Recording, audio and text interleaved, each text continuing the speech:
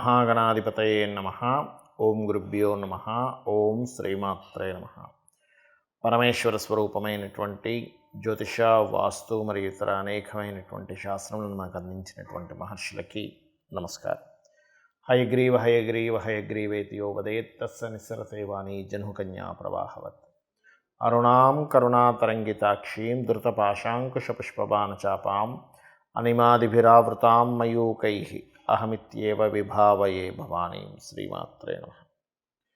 ప్రేక్షకులందరికీ కూడా లలితాంబిక అమ్మవారి యొక్క అనుగ్రహం పరిపూర్ణంగా కలగాలని మనస్ఫూర్తిగా కోరుకుంటూ మనం ఈరోజు చెప్పుకోబోయేటువంటి టాపిక్ ఏంటంటే, చూడండి, చాలామందికి ఒక్కొక్క జాతకాన్ని బట్టి, పర్సనల్ చార్ట్ని బట్టి వారు ఏ దేవత ఆరాధన చేస్తే బాగుంటుంది, అందులోని ఆ దేవతకి ఆ దేవతా సంబంధించిన మంత్ర జపం చేస్తే బాగుంటుందా, లేకపోతే ఆ దేవతా సంబంధించిన లేదా ఆ గ్రహ సంబంధించిన దానం ఇస్తే బాగుంటుందా, తర్పణము చేస్తే బాగుంటుందా. తర్పణము అంటే నీటితో కానీ పాలతో కానీ చేస్తూ ఉంటారు. అదేవిధంగా హోమము చేస్తే బాగుంటుందా అనేటువంటిది ఉంటుంది.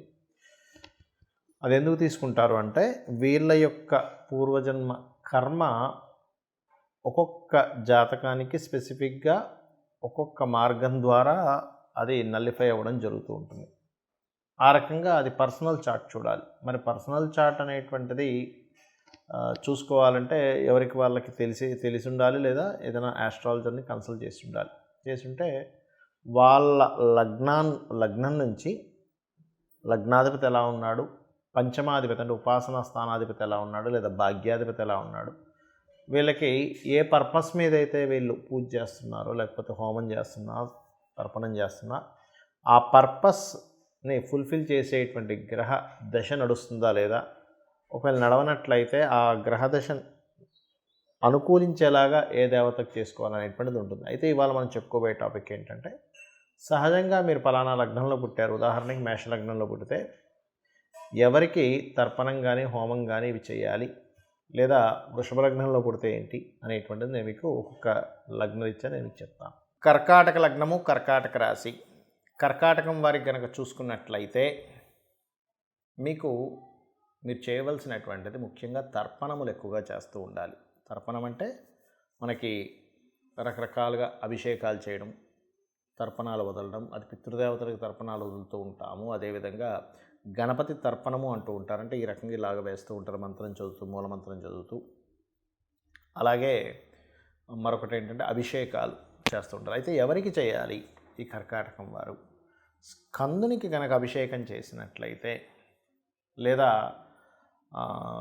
ఆంజనేయ స్వామికి సంబంధించిన, స్కందుడికి సంబంధించిన లక్ష్మీ నరసింహస్వామి యొక్క అభిషేకం చేసిన, ముఖ్యంగా స్కందుడు గుర్తుపెట్టుకోండి, లేదా వారాహి అమ్మవారికి అభిషేకం చేయించుకున్న, వరాహమూర్తికి అభిషేకం చేసిన, ఖచ్చితంగా ఏమవుతుందంటే మీకు అంటే ఈ దేవతా సంబంధించిన వాటికి వేటికి మీరు అభిషేకం చేయించుకున్నా మీరు చూస్తారు ఆ ఎనర్జీ అనేటువంటిది ఫామ్ అవ్వడం, ఆ సమయం నుంచి మీకు ఎట్లా ఉందనేటువంటిది అర్థమవుతూ ఉంటుంది.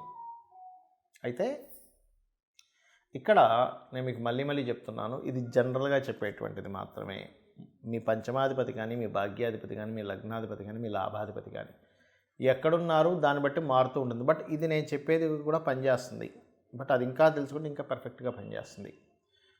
అలాగే మరొక విషయం ఏంటంటే, బొబ్బర్లు అంటారు. మీకు ఏదైనా ఒక పని చేస్తున్నామండి కానీ ఎక్కడో అది ఆగుతుంది అనుకున్నప్పుడు మీరు చేయవలసింది ఏమిటంటే బొబ్బర్లు దానంగా ఇస్తూ ఉండండి. అంటే రావాల్సిన లాభం మీకు వస్తుంది ఈ బొబ్బర్లు కనుక దానంగా ఇచ్చినట్లయితే. ముఖ్యంగా కర్కాటక లగ్నం వారు, లగ్నం తెలియదు రాశి నుంచి కూడా చూసుకోవచ్చు, తప్పులేదు. మరియు మీరు చాలామందికి సందేహం వస్తుంది, ఏమంటే అభిషేకానికి రకరకాల ప్రక్రియల్లో చేయాలి కదా, ఒక సిస్టమేటిక్గా చేయాలి కదా. నిజమే, సిస్టమేటిక్గా చేయాలి, కానీ అందరికీ అది వీలు పడదు. ఏ గల్ఫ్ దేశాల్లోనూ ఉన్నారు. ఒక చిన్న స్కందుడికి బొమ్మ ఉంది, స్కంద సంబంధించిన లేదా నరసింహస్వామికి సంబంధించిన ఏదైనా ఒక చిన్న విగ్రహం ఉంది మీ దగ్గర.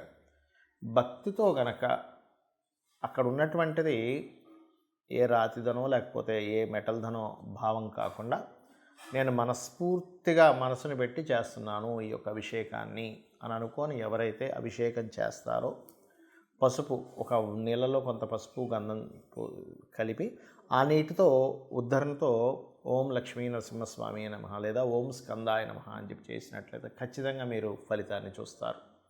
మరి కొంతమందికి జన్మజాతకం ఉండదు, వాళ్ళ డేట్ ఆఫ్ బర్త్లు తెలియదు, వాళ్ళ లగ్నం తెలియదు, వాళ్ళ రాశి కూడా తెలియదు. అప్పుడు ఏం చేయాలి?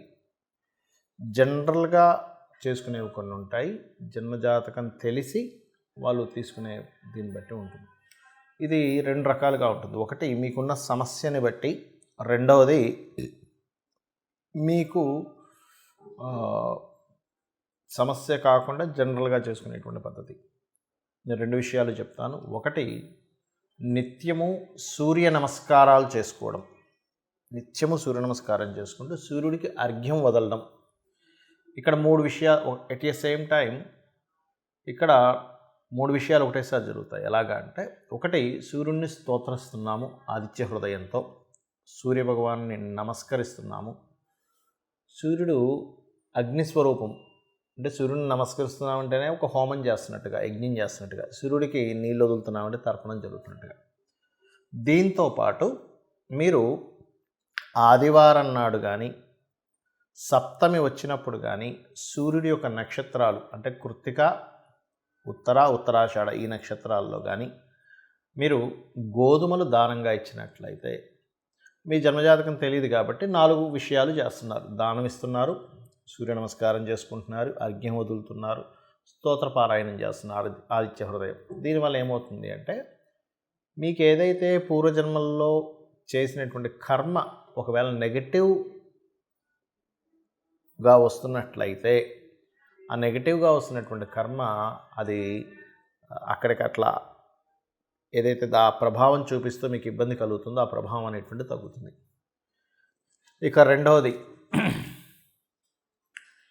లలితా సహస్రనామాలు మరియు పితృదేవత సంబంధించిన ఆరాధన.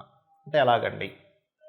మీకు డేట్ ఆఫ్ బర్త్ టైం ఏమీ తెలియవు. అప్పుడు ఏం చేయాలంటే, దేవీ భాగవతంలో అమ్మవారే స్వయంగా చెప్పినటువంటి తిథులు కొన్ని ఉన్నాయి.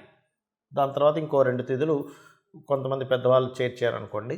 అవి ఏమిటి అంటే, ఒకటి చతుర్దశి, అష్టమి, నవమి. ఈ 3 తిథుల్లో నా యొక్క అనుగ్రహం అంటే అమ్మవారి యొక్క అనుగ్రహం చాలా దగ్గరగా ఉంటుందట. ఆ సమయంలో ఎవరైతే దేవీ భాగవత పారాయణం కానీ, చండీ సప్తశతి కానీ, ముఖ్యంగా లలితా సహస్రనామాలు కానీ ఎవరైతే పఠనం చేస్తారో, అంటే బాగా తీవ్రమైనటువంటి కష్టంలో ఉన్నారు, లేకపోతే బాగా తీవ్రంగా ఆగిపోయింది ఏదైనా ఒక విషయం, రోజుకి 27 సార్లు కనుక ఈ తిథుల్లో కనుక చేయగలిగితే మీకున్నటువంటి పూర్వజన్మ పాపకర్మ దగ్ధమవుతుంది. దాని ద్వారా మీరు ఇప్పుడు అనుకున్న సంకల్పం నెరవేరుతుంది. మరియు మొత్తం 5 తిథులు అన్నారు కదండి, 3 చెప్పారు కదా అంటే, తర్వాత చేరినటువంటివి అమావాస్య, పౌర్ణమి కూడా. అమావాస్య, పౌర్ణమి చేస్తే కూడా ఈ యొక్క అమ్మవారి అనుగ్రహం చాలా త్వరగా చాలా ఎక్కువగా వస్తుంది. ఇక పితృదేవత సంబంధించింది కూడా చేయాలని చెప్పాను. అదేమిటి అంటే, ముఖ్యంగా అమావాస్యల సమయంలో కానీ, మీ యొక్క పితృదేవతలకు సంబంధించిన తిథుల్లో కానీ మీరు, అంటే వాళ్ళు గతించినటువంటి తిథుల్లో కానీ మీరు స్వయం పాకము అంటారు.